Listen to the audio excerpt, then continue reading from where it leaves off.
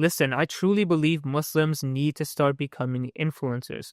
And that's not just because I have my own YouTube channel that you could see right here. It's because it's actually the future. See, I want you to think about it this way. Social media is a tool, right? It's not necessarily good or bad. It's not necessarily haram or halal. The thing is, most people acquire sins from it. It depends how you use social media.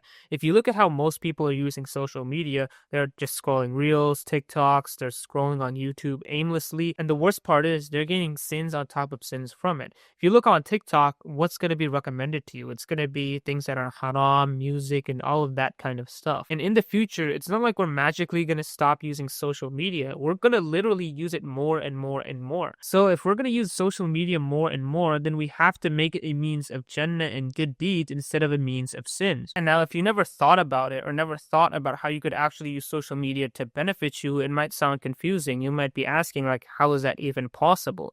Well, the truth is, it's as easy as spreading beneficial knowledge. If you watch videos on my main channel, you could see what I do. All I do is I take a lesson, distill it into a video, and then speak on it, speak whatever I feel like, and then package it into a nice little video so that people could watch it and actually gain benefits from it. Inshallah, this way I'm using YouTube, a platform which most people just spend wasting their time and fortunately getting sins, as a means to Jannah and good deeds. Now, here's the thing about social media I really want you to understand, because this principle really is going to change your view on how you see this. Social media and the tools we have nowadays are things that have exponential reach. If you think about the past, the time of the Prophet ﷺ and the Salaf, if a person wanted to, for example, share a hadith, they could max share a hadith to like a room full of 100 people maybe. And they could only share the hadith where they were, which was, of course, in Mecca or Medina or around that area. They couldn't share a hadith all the way to someone, across the world or in the Americas or anywhere else. But now, because we have social media, we could literally access anybody. I can make a video sharing a hadith that gets 1 million views, and those 1 million views could be literally all across the world. Now you understand what I mean when I say social media has exponential reach. You could reach so many more people, and you could reach people from places that people simply could not do back in the day. This means that however you use social media is going to be exacerbated like crazy. If you use it to spread sins, you're going to get an exponential amount of sins, because those sins are going to be spread, or the haram content that you post is going to be spread to literally everybody.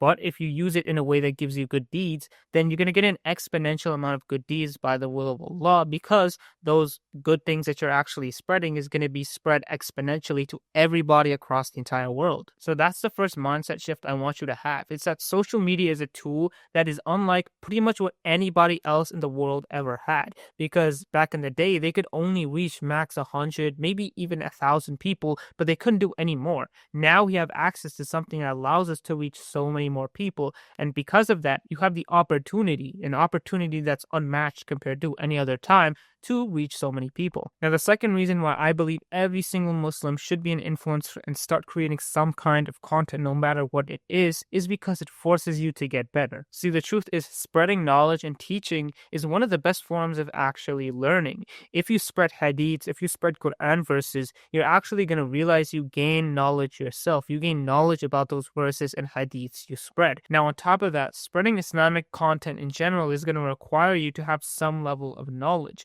Meaning, to make a video, you're going to have to study a little bit. You're going to have to read some Quran and read some hadiths. Maybe you need to read new hadiths every day so you find something that you could put in your video. This is what I mean when I say that creating content and creating beneficial reminders for people is going to force you to get better. It's going to force you to seek knowledge, because if you don't seek knowledge, how are you going to be able to give advice? How are you going to be able to put that knowledge in your video so that you could help people? And you'll notice this in yourself when you start to post content. You'll have this urge to seek knowledge. Instead of watching these videos and these channels by maybe kafirs and things that really don't matter in your life, you're going to start watching more Islamic lectures. You're going to look at Quran verses and reflect upon them to try and extract as many lessons as you can, because the more lessons you can extract, the more advice you could give, and the better your videos are going to be. So pursuing this Islamic channel and creating Islamic content is one of the things that's actually going to increase you in knowledge and increase you in Iman, because generally the more knowledge you have, the more iman you're going to have as long as, you're taking action on it. And really, if you think about it, the biggest status thing you could have nowadays is to be some sort of influencer.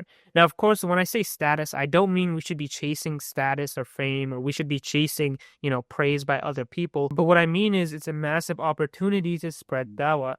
Everybody, non-Muslims and Muslims, are on social media. So think about the more Muslims and non-Muslims that are seeing your videos, the more dawah you're spreading. This is what I mean when I say status. Of course, you're going to get recognition, but you're also going to be spreading Islam. It's one of the biggest forms of dawah you could do because, again, social media is the future. It's only going to go up.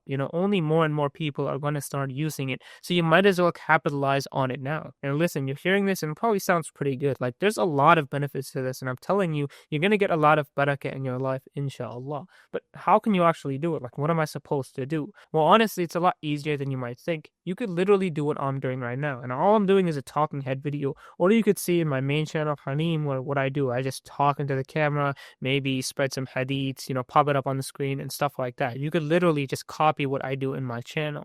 Or if you don't want to speak on camera, you don't want to share your face or whatever, that's fine. What you could do, and you've probably seen this, there's a lot of people that just clip other Muslim content creators or Muslim scholars. So there's a lot of channels on YouTube that literally just clip speeches from these Islamic scholars, like from Saudi and whatever else, those who are speaking Arabic, and they just translate it to English. And it's such a big source of benefit. I mean, I get benefit from those videos as well, right? Like, I watch them a lot, and they're actually very good. It could literally be something as simple as that. Now, personally, I prefer these kind of talking head style videos because these are more personal, these are a lot more authentic, and I really like this, making content like this. Either way, you could choose whatever you want to do, but I'd recommend you to do something because this is such a big opportunity. Imagine the amount of good deeds you can get from this. Imagine the amount of hasanat, and imagine the future you could have. And imagine on Yawm al-Qiyamah how much content creation can actually help you, because it's going to be a sadaqah jariyah. Even when you die, people are going to benefit from it, inshallah. Now, if you want help becoming an Islamic content creator, hit the top link in the description. Assalamu alaikum wa rahmatullahi wa barakatuh.